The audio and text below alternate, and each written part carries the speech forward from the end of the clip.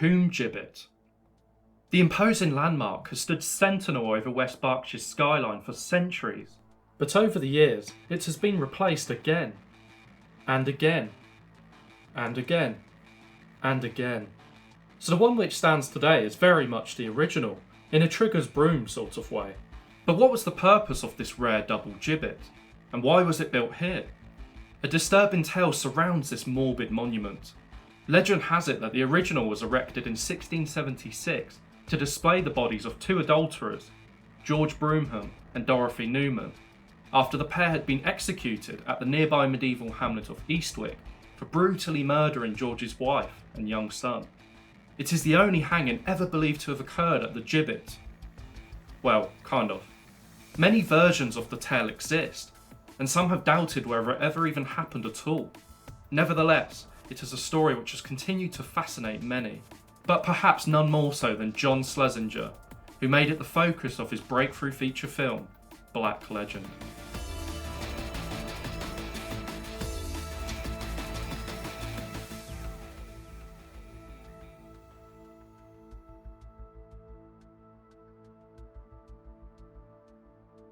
Long before he became a Hollywood powerhouse with hits like Midnight Cowboy and Marathon Man, a young John Schlesinger grew up at Inkpen with his family, not far from here. One Easter holiday in 1948, the young director had returned home from university with some friends. Together they toured the valley and paid a visit to the gibbet, which is where they came up with the idea for their first collaboration.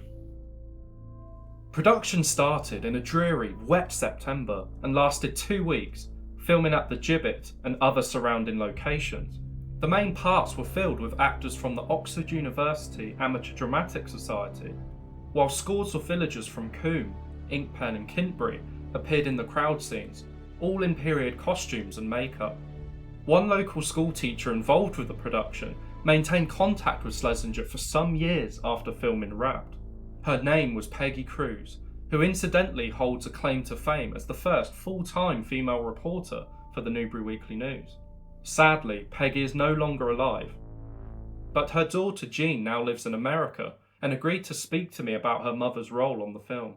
So Black Legend then, talk me through that. How did your mum get involved in that? Obviously she lived in Inkpen, but did she know the Schlesinger family at all? I think she must have done, because I remember him coming to the house. We're an old Inkpen family, that my father was an old Inkpen family. And so I remember I must have been about 10 or 11, and John Schlesinger came to the house. We were just one of the few people in the village that had a telephone, and I can remember them coming and using the telephone. So it was just different times.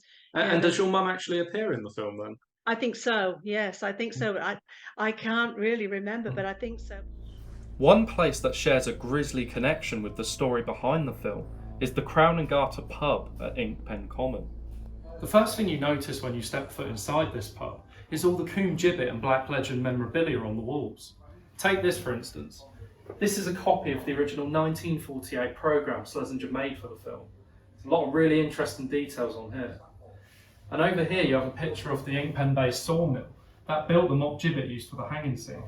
They're actually the same company that put up the fourth gibbet when the old one blew down in 1949. But none of this is actually why we're here today. What I want to show you is round the side.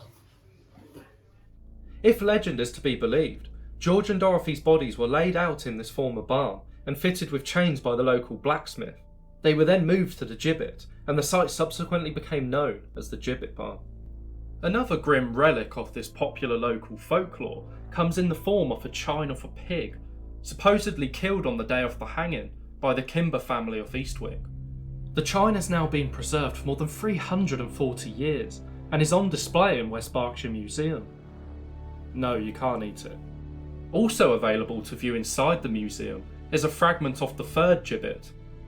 This was built around 1835 and features in the film, albeit in quite a perilous state. Gale force winds tore down this gibbet only a year after production ended. Unsurprisingly for a student production, the film was not without its struggles. The directors clashed, cast members threatened to walk out, and one idea for an effect in the hanging scene nearly wrecked the camera, which had to be rushed over to London.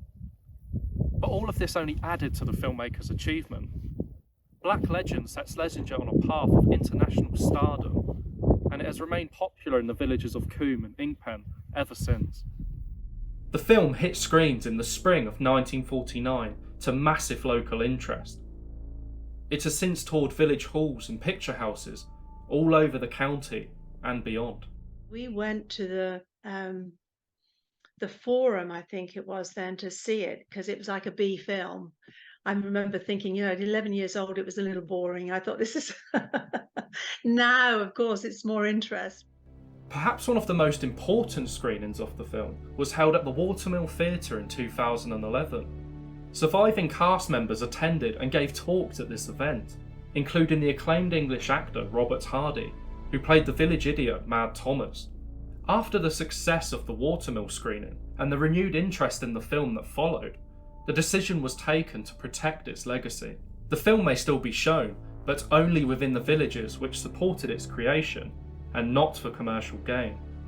One screening is being held at St Michael's Church in Inkpen this October, so don't miss out on this rare chance to see a treasured piece of local and cinema history. Come learn the story of Black Legend.